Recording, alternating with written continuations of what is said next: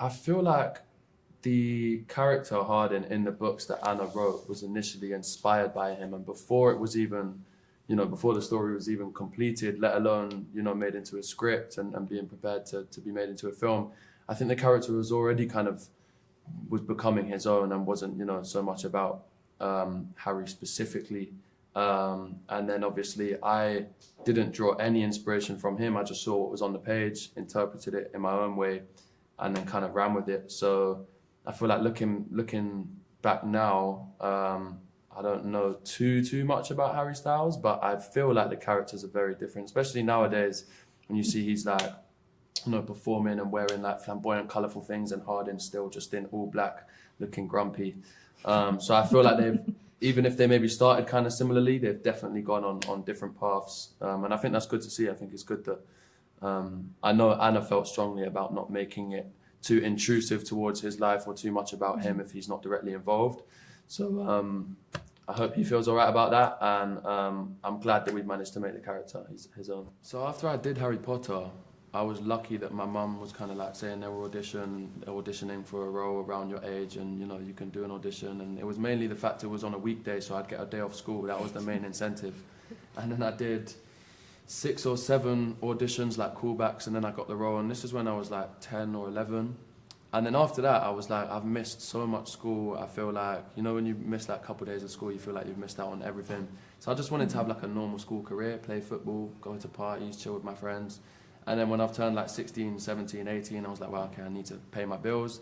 I'm lucky to have this opportunity. Started doing auditions, didn't get the vast majority of them, would go to loads and just get, hard-nosed, turned around. And I was landscape gardening and like flipping burgers at the same time as well. And then luckily a couple roles come your way, and after was one of them eventually, and here we are. So it was definitely like a gradual process, yeah.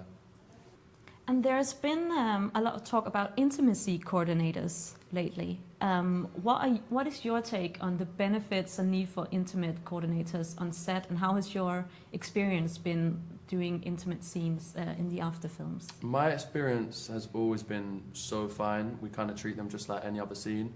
And it's not like we felt like there was a real necessity for intimacy coordinators. However, like with the awareness of, probably there being some like directors who are maybe slightly outdated and the world's changing a lot, and just making sure everyone is comfortable in what they're doing and nothing's being taken too far, I think they're really important in that sense, to just make sure, they'll step in when they need to say something and just protect everyone, make sure everyone's comfortable. But then also sex scenes have like they have a story to them too. They're not just there for no reason. So I think it's important to have intimacy coordinators to help with that, the same way you have dance choreographers or stunt coordinators. So in my experience, it's not like I ever felt like when we did start to use one that we really needed one before and we lacked them before, but the name of the coordinator on After 3 and 4 was Corinne, and she was lovely, and there were some scenes where she felt like, you guys got this, everyone's good, I've got breath mint if you want it, but that was the extent of her involvement. And then sometimes you feel like, wow, you're really making sure that this scene is executed like any other scene and done in a professional way.